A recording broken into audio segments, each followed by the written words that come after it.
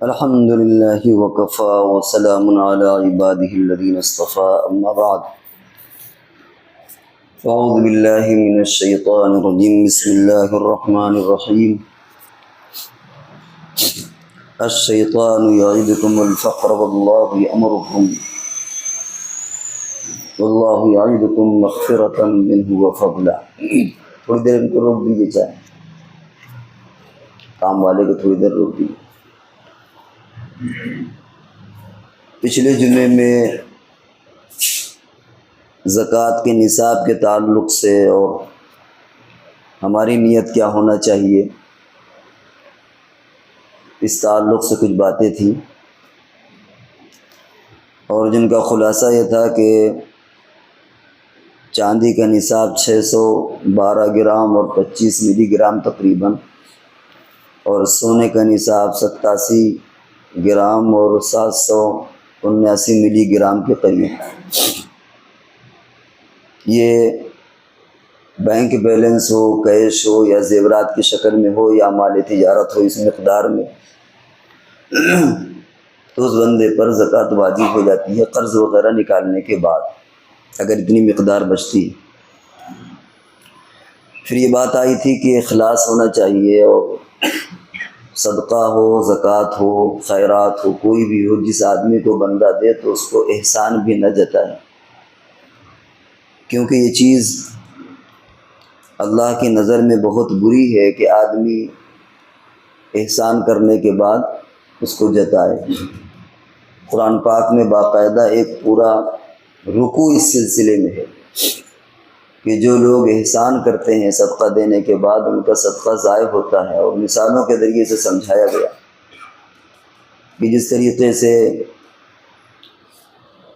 چٹیل میدان ہو یا سنگ مرمر کا پتھر ہو کہ جس میں مٹی پڑی ہو، اور اس پر آدمی اسی میں کھیتی کرنے کی کوشش کرے، کچھ دانے ڈال دے اور پانی برسے گا تو میں دانہ اور کھیتی اور سب مٹی کو بہا کے لے جائے گا، اس کو کچھ ملے گا نہیں. اسی طریقے سے آدمی صدقہ خیرات اس لیے کرتا ہے کہ اللہ کی رضا ہم کو ملے، میدان محشر میں ہم کو کچھ کھیتی ہم کو جو ہم نے دنیا میں کی وہ ملے. لیکن اگر وہ اس طرح کا معاملہ کرے گا تو سب برباد ہو جائے گا. ایک اور مثال دی ہے کہ ایک انسان نے باغ لگایا، اس میں درخت بہتر طور پر ان کی پرورش کی اور پھل آ گیا، اور اس کے بعد ایسا آندھی طوفان، ایسا بگولا آیا کہ جس کے ذریعے جس سے پورا کا پورا باغ جل کر کے خاک ہو گیا.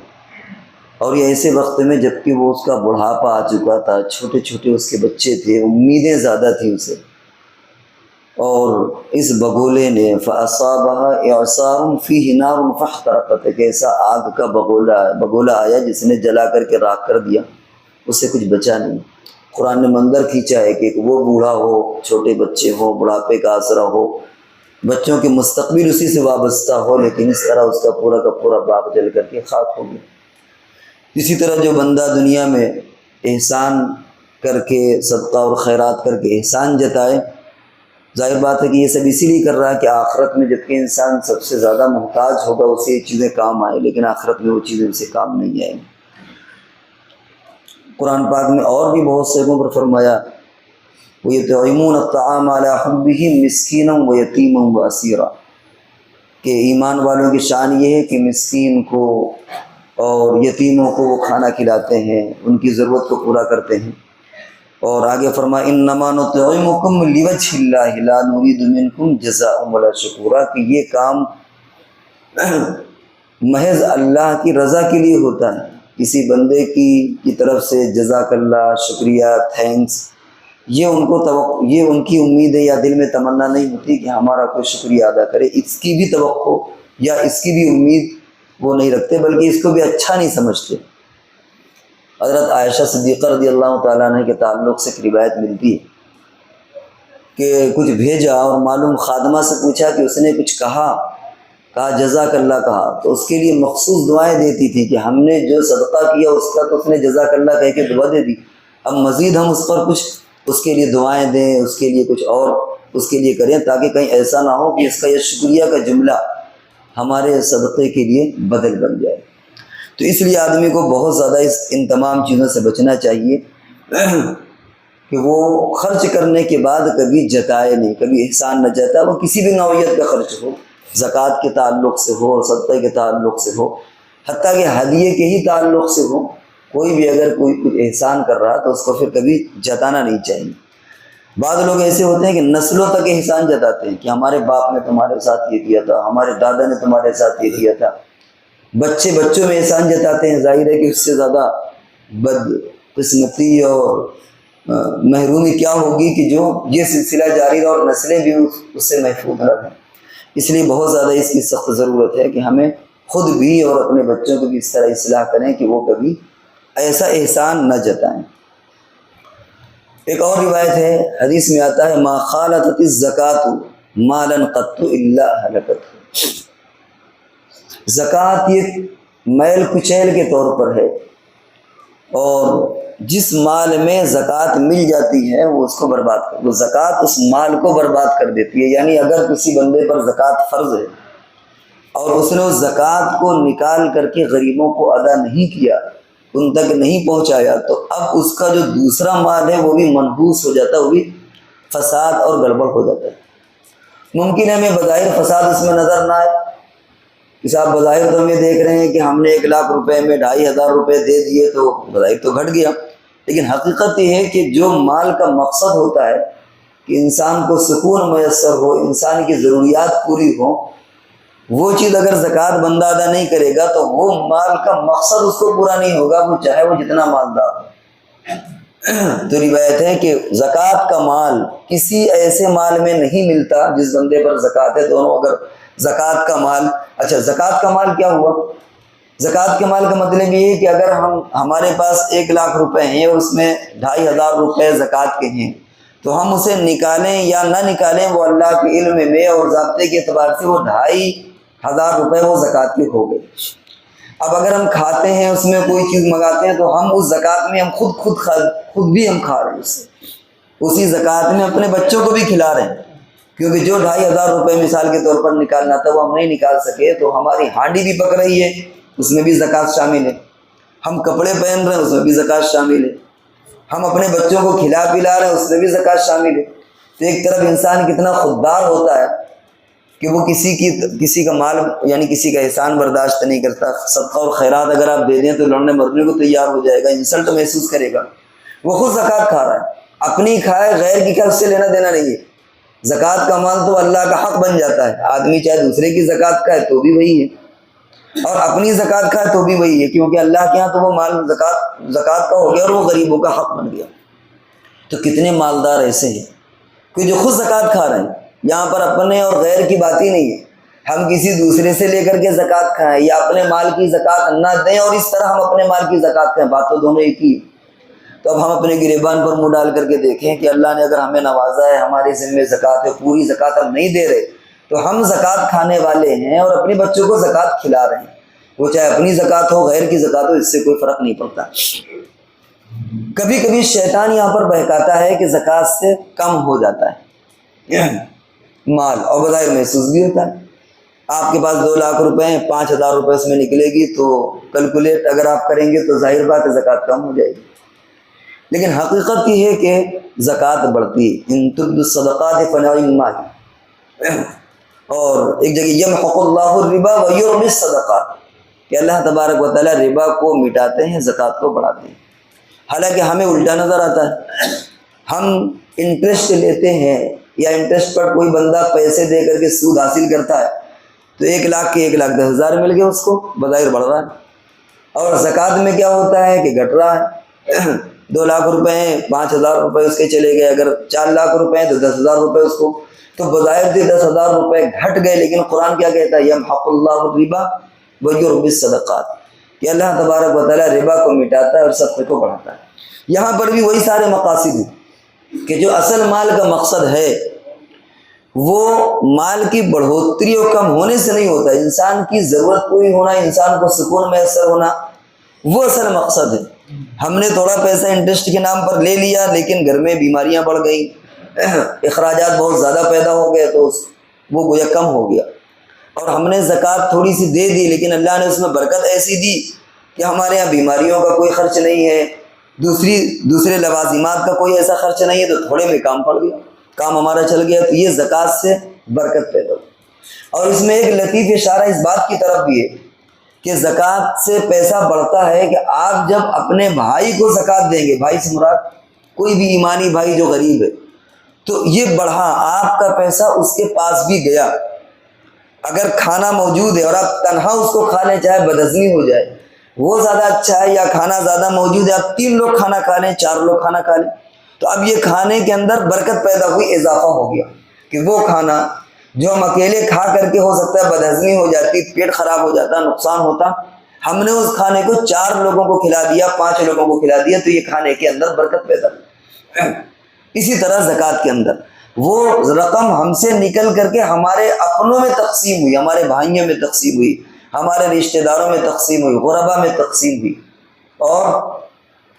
سود میں کیا ہوتا ہے؟ سود میں بے برکتی ہے کہ دوسروں کا پیسہ بھی اپنے پاس ہم نے لے لیا، دوسروں کا کھانا بھی ہم نے اپنے پاس جمع کر لیا، کھانے کے بعد چاہے ہم کو بدہضمی ہو جائے، ہمارا پیٹ خراب ہو جائے، لیکن تو اس اعتبار سے بھی صدقے کے اندر برکت ہے،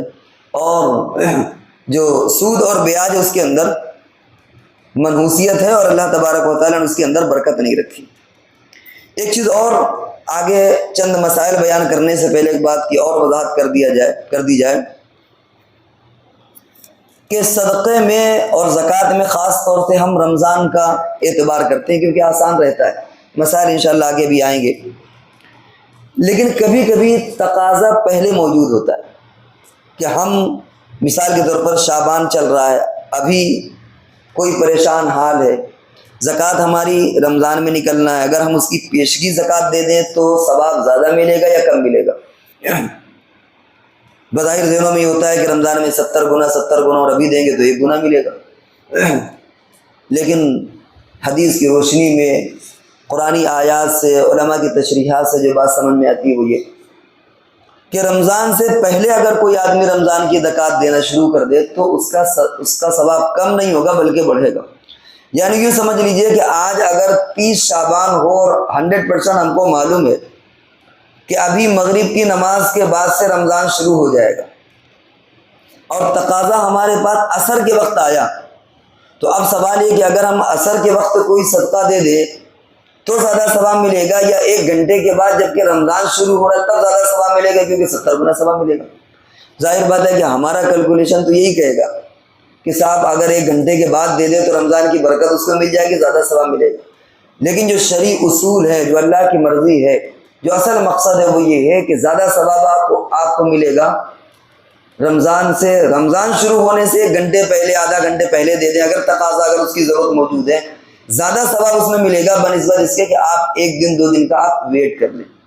اسی لیے اللہ تبارک و تعالیٰ نے فرمایا یسارعون الی الخیرات یا سابقوا بالخیرات، سابقوا بالخیرات، خیرات کی طرف تم سبقت کرو، جلدی کرو۔ یہ خود ایک مستقل اجر اور اللہ کی خوشنودی کا ذریعہ ہے کہ انسان نیک کاموں میں عجلت کا معاملہ کرے، اور خیر سے مراد عام طور سے ساری نیکیاں ہو سکتی ہیں، لیکن زیادہ جو مفسرین نے وہ مال مراد لیا، تو مال خرچ کرنے میں جلدی کرو۔ یہ جلدی کرنا خود اپنے اندر بہت سا ثواب رکھتا ہے، اور اللہ کے یہاں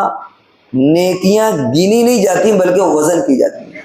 وَنَضَعُ الْمَوَازِينَ الْقِسْطَ لِيَوْمِ الْقِيَامَةِ، اللہ کے یہاں میزان عمل میں گنی نہیں جائیں گی، کوئی ایسا کمپیوٹر نہیں ہوگا جو نیکیوں کو گن کر کے بتائے، بلکہ وہاں پر تولی جائیں گی، وزن کی جائیں گی۔ اور ظاہر بات ہے کہ وزن میں ایسا ہو سکتا ہے کہ ایک طرف آپ 70 ٹکڑے رکھ دیں چھوٹے چھوٹے، اور دوسری طرف ایک بہت بڑا پتھر رکھ دیں، تو ظاہر بات ہے کہ وہ 70 ٹکڑے چھوٹے چھوٹے وہ کیا ہلکے ہو جائیں گے۔ تو اس طرح اگر آپ نے ضرورت موجود ہے اور آپ کی جو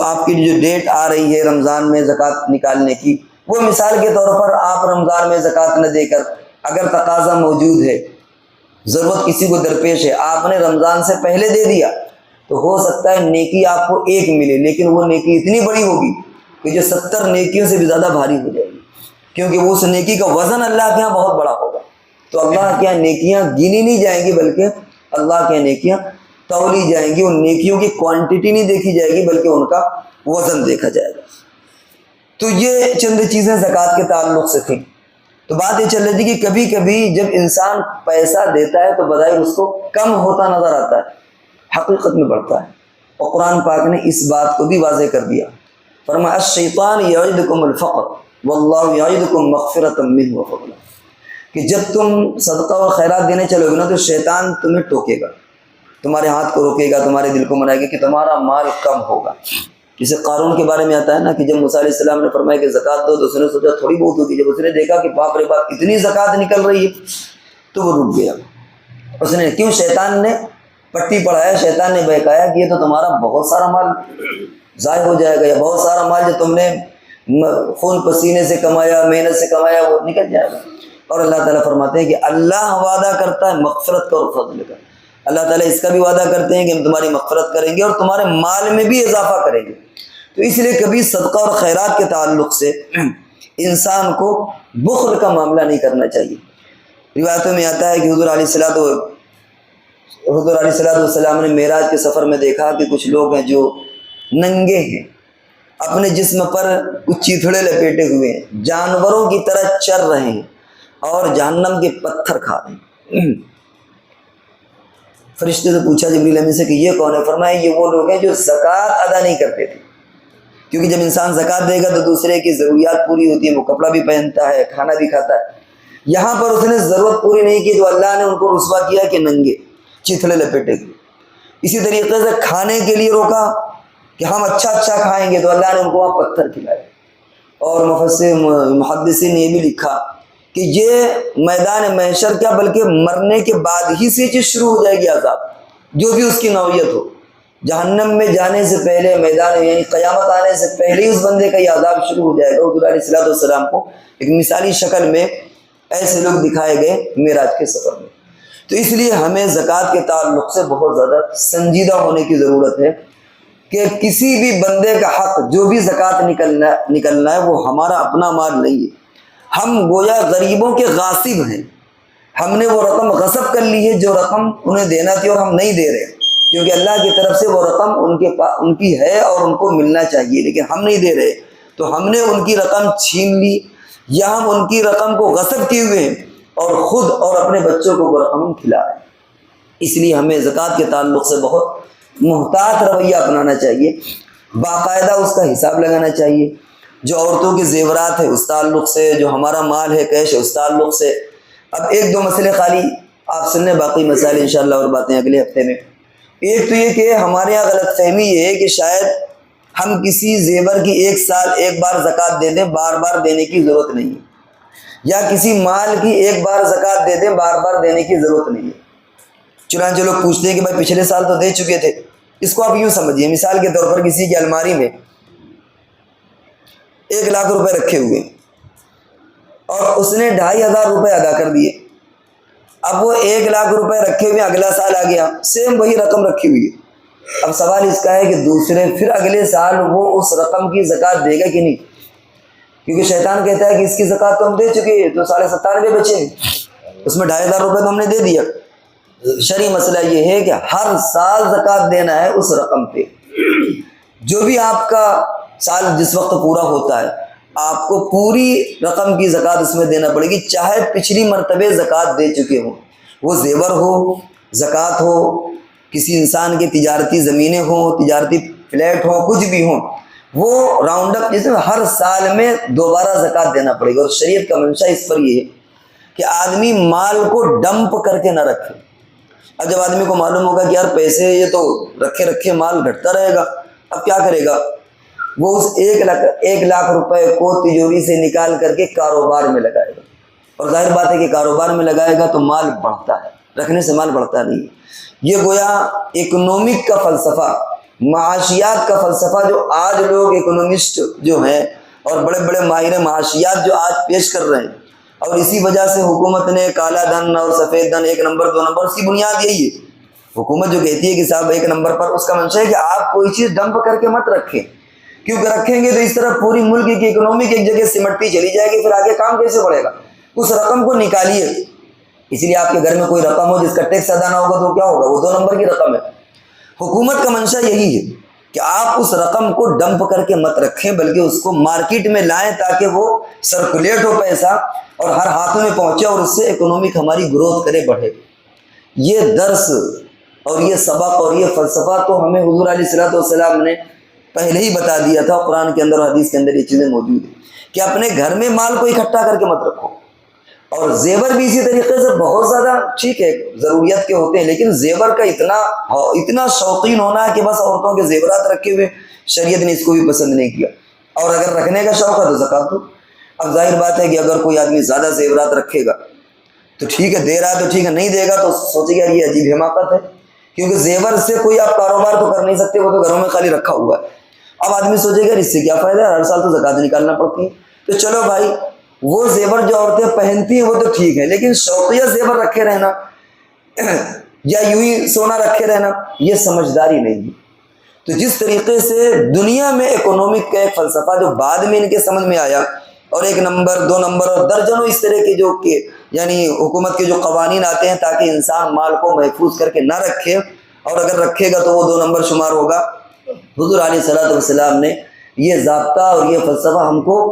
1400 سال پہلے، اسلام تو اصل میں آدم علیہ الصلوۃ والسلام کے زمانے سے، لیکن یہ جو ہم کو حضور علیہ الصلوۃ والسلام والی شریعت ملی، اس کی بات حضور علیہ السلام نے ہم کو بہت پہلے بتا دیا تھا کہ دیکھو اگر تم اس طرح ڈمپ کر کے رکھو گے تو تمہارا نقصان ہوگا۔ وہ لاکھ روپے ہر سال نکالو گے تو 8 10 20 سال میں وہ بڑھتے بڑھتے کتنی بچے گی، وہ ختم ہو جائے گی، دھیرے دھیرے وہ ساری رقم زکاتی میں ختم ہو جائے گی۔ لہذا ایسی حماقت مت کرنا، رقم کو کاروبار میں لگاؤ، جیسا بھی کاروبار ہو جدوجہد کرو، اسے محفوظ رکھنے کی ضرورت نہیں۔ زیورات ایک حد تک ان کا شوق کرو، عورتیں ٹھیک ہے پہنے، شوق سے پہنے، شریعت نے منع نہیں کیا، لیکن بلا وجہ زیورات کی ذخیرہ اندوزی، سونے کی ذخیرہ اندوزی جس سے ہم کچھ نہیں کرتے، یہ اکنامک اور معاشیات کے فلسفے کے خلاف ہے۔ تو یہ 2 موٹے مسئلے آپ کے سامنے آ گئے ہیں۔ اب انشاءاللہ اور کچھ مصارف اور جو اور مسائل ہوں گے وہ انشاءاللہ